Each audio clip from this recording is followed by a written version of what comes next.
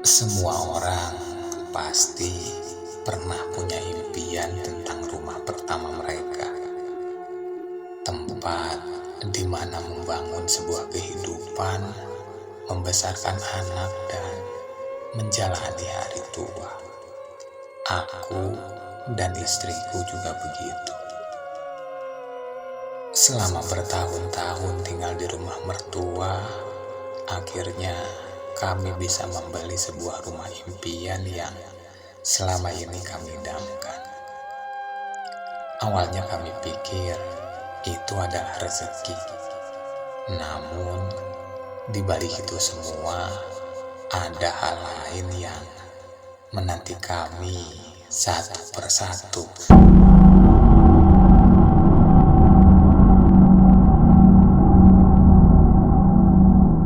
Perkenalkan, namaku Arman dan istriku bernama Rika.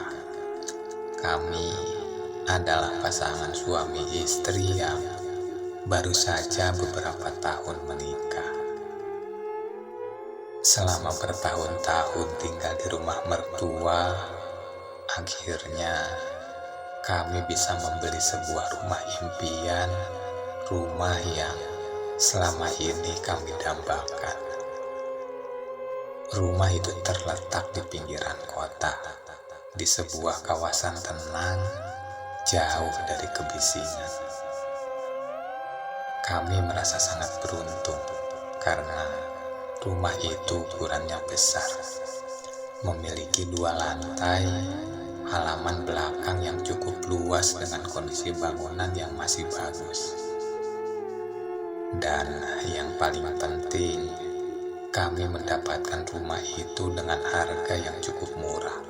Bahkan bisa dibilang jauh di bawah harga pasar. Hari pertama kami menempati rumah itu, suasana rumah sangat sepi. Jalanan di sekitar jarang dilalui kendaraan, tetangga pun tidak terlalu banyak. Hanya beberapa rumah saja yang terlihat ditempati. Tapi aku dan istriku senang dengan suasana itu. Setelah bertahun-tahun tinggal di hiruk-pikuk kota, kami menganggap ini semua sebagai awal kehidupan baru yang lebih damai.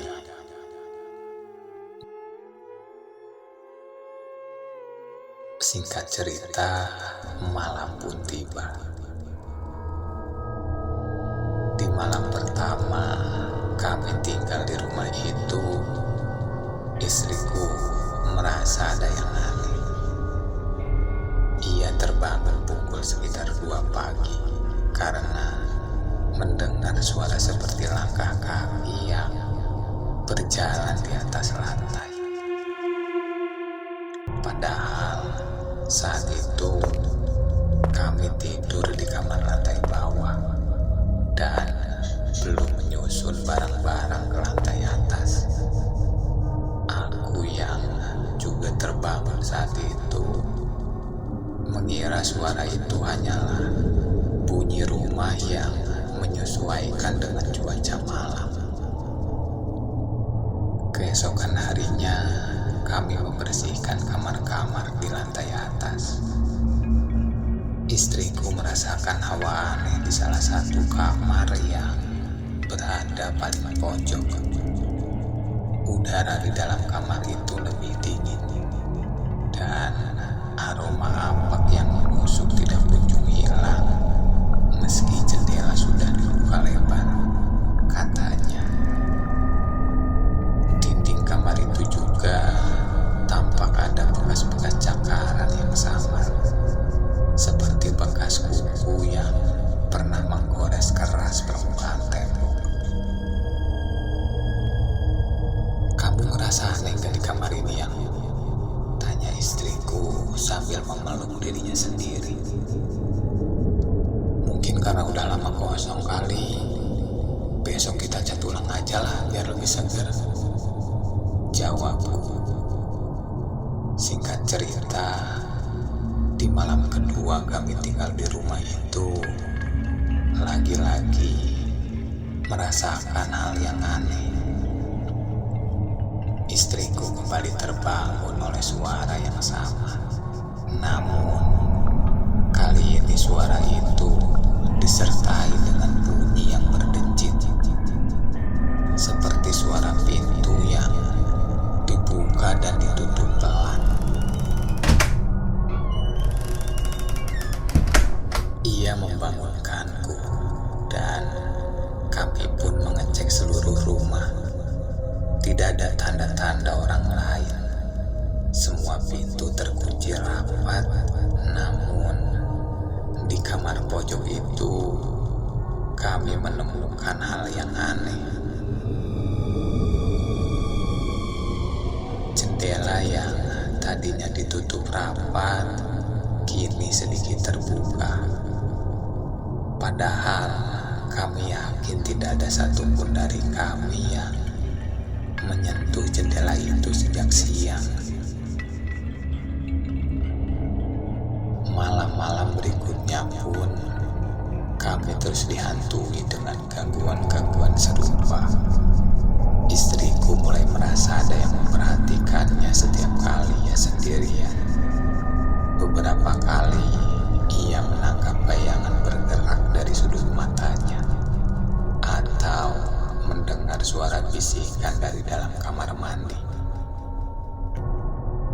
Aku yang awalnya tidak percaya mulai ikut merasakan keanehan di rumah itu.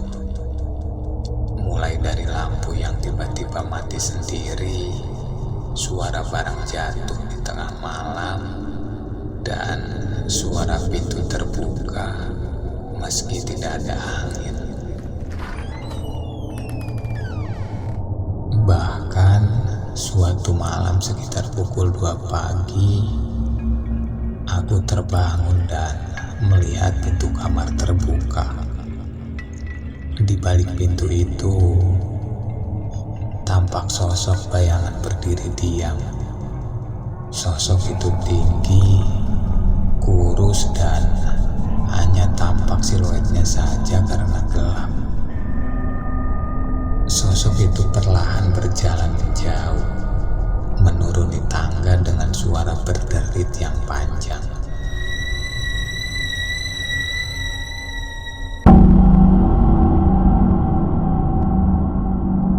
Setelah merasakan kejadian aneh selama tinggal di rumah itu, kami pun memutuskan untuk memanggil tetua kampung. Sebut saja namanya Pak Darto, yang kebetulan beliau mengerti dan paham tentang hal-hal mistis.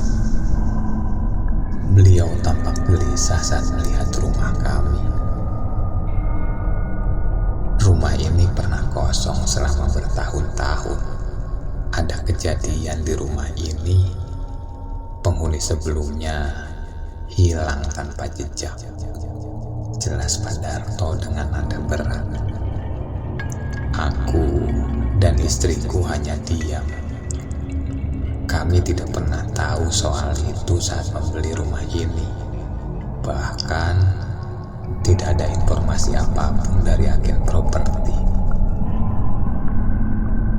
Pak Darto kemudian melakukan semacam ritual kecil di rumah, seperti membacakan doa, menaburkan garam, dan meletakkan beberapa dupa di pojok-pojok tertentu. Tapi malam itu justru menjadi malam yang paling menyeramkan. Malam itu suasana sangat berbeda. Angin yang biasanya cuma lewat kini terasa seperti berhenti tepat di depan pintu. Jam dinding berdetak lambat, seolah waktu pun enggan berjalan lebih cepat. Kami duduk di ruang tamu sambil mengobrol seperti biasa, tapi suasana rumah terasa lain. terasa lebih dingin dan lebih gelap. Meski semua lampu saat itu menyala. Istriku tiba-tiba diam, tatapannya kosong, matanya mengarah ke tangga, wajahnya pucat dan bibirnya bergetar seperti ingin mengatakan sesuatu. "Ada apa, sayang?" tanyaku pelan sambil menggenggam tangannya. Tapi dia malah berdiri perlahan dan berjalan pelan menuju tangga tanpa berbicara. Tangannya terbulai, langkah kakinya tidak seperti biasanya. Terlihat lebih berat dan lebih menyeret. "Kamu mau kemana?" tanyaku lagi sambil ikut berdiri dan mulai panik. Tapi istriku terus berjalan naik ke lantai atas, ke arah kamar paling pojok. Kamar yang selama ini tidak pernah kami buka. Saat aku mendekat, dia berhenti di depan pintu kamar. Kepalanya miring ke samping dan tubuhnya mulai gemetar. "Jangan dibuka ya, sayang," ucapku sambil menahan nafas. Tapi pintu kamar terbuka sendiri, perlahan dan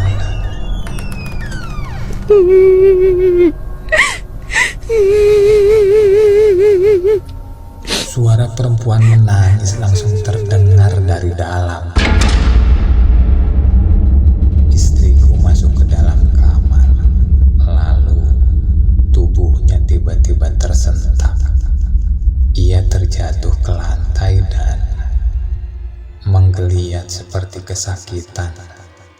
Mulutnya membuka dan mengeluarkan suara yang seperti bukan miliknya.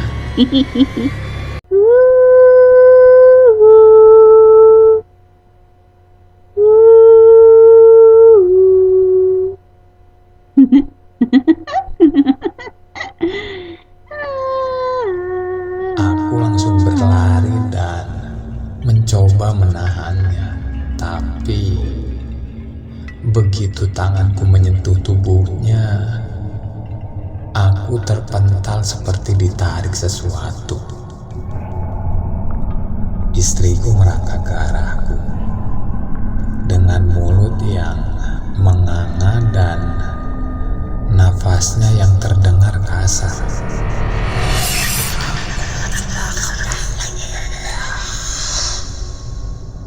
"Aku suka tempat ini."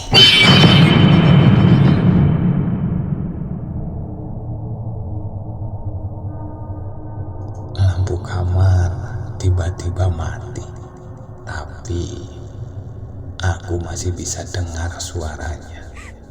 Menangis, tertawa, dan memanggil nama-nama yang tak ku kenal.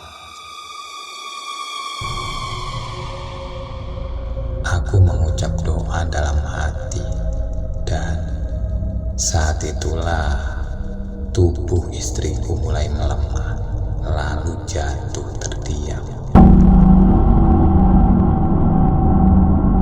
Dan setelah kejadian semua itu, kami memutuskan untuk pindah rumah, menetap sementara di rumah orang tuaku. Kami sempat beberapa kali menyewakan rumah itu, namun tak ada satupun dari mereka yang bertahan lama.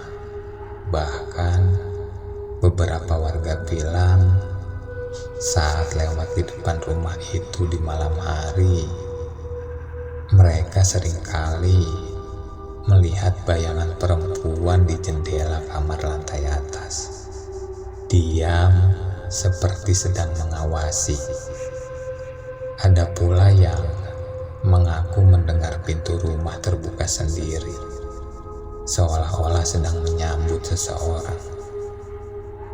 Kini rumah itu berdiri seperti bangunan yang bernapas. Tak pernah benar-benar sepi, tapi juga tak pernah hidup, seolah sedang menunggu. Warga sekitar pun menyebut rumah itu dengan sebutan rumah angker ya.